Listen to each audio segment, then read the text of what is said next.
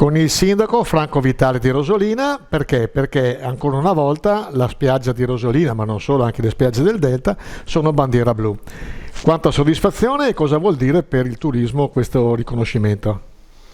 Allora, buongiorno a tutti, una grande soddisfazione perché posso dire che ormai dal 2015 la nostra località turistica di Rosolina Mare, ma tutto il comune di Rosolina, ha avuto questo importante riconoscimento che è un premio che va all'intero comune, all'intera località turistica, ma soprattutto a tutta la comunità di Rosolina e dei turisti che frequentano il nostro lido, proprio per il rispetto, la passione e l'amore nel essere consapevoli che rispettare l'ambiente porta a questo importante riconoscimento a livello mondiale. E per noi è un onore perché come amministrazione ci abbiamo creduto da sempre e dal 2015 ad oggi 2021 abbiamo avuto questo importante conseguimento. In questo momento possiamo dire che oltre a Rosolina c'è anche la vicina Chioggia e anche Porto Tolle, vuol dire che tutto il litorale veneto sta seguendo un rispetto di quello che è la problematica legata all'ambiente, quindi soddisfazione per noi tutti. Ecco, una stagione 2021 che naturalmente viene dopo un anno e mezzo di lockdown, le prospettive? Allora, le prospettive degli operatori sono buone, le prenotazioni iniziano e erano arrivate anche durante il lockdown, proprio perché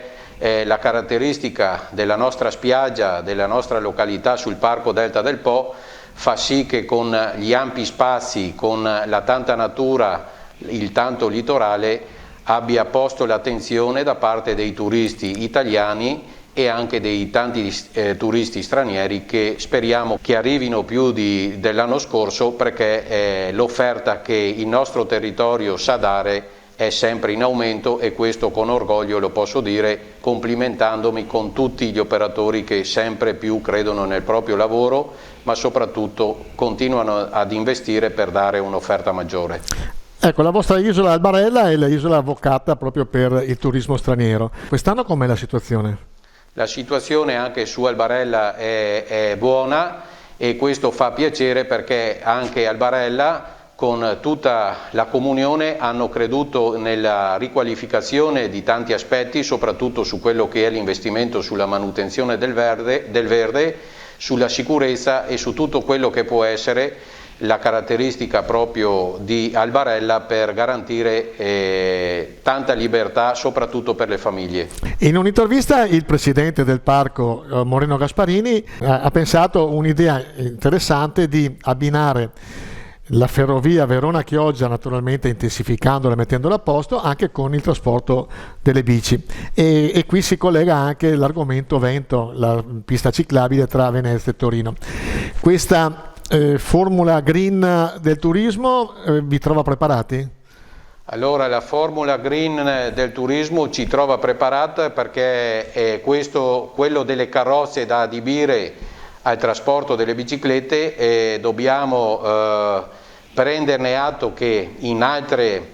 località straniere già da tanti anni lo stanno facendo e è la formula vincente. Sicuramente noi abbiamo un potenziale in più che possiamo adibire anche queste carrozze proprio per la visitazione di quelli che sono dei luoghi molto particolari proprio immersi nel verde, e quindi l'idea la sposo al 100% e spero che ci siano dei tempi brevi proprio per poter modernizzare quelle che sono le carrozze, perché sono ancora purtroppo a gasolio, ed elettrificare quello che è tutto questo patrimonio dei treni, in modo che noi andremo a dare una offerta migliore.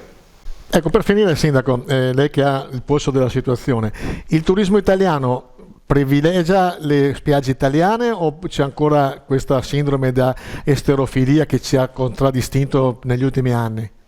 Secondo me è brutto da dire, ma non tutto il male viene per nuocere. Gli italiani stanno scoprendo che l'Italia ha tante caratteristiche in più rispetto a quelle delle spiagge estere e oltre ad essere un patrimonio naturale abbiamo tante città culturali che a poca distanza dai lidi possono offrire quello che è il patrimonio culturale della nostra grande Italia e questo mi fa piacere che la gente abbia riscoperto la nostra grande Italia.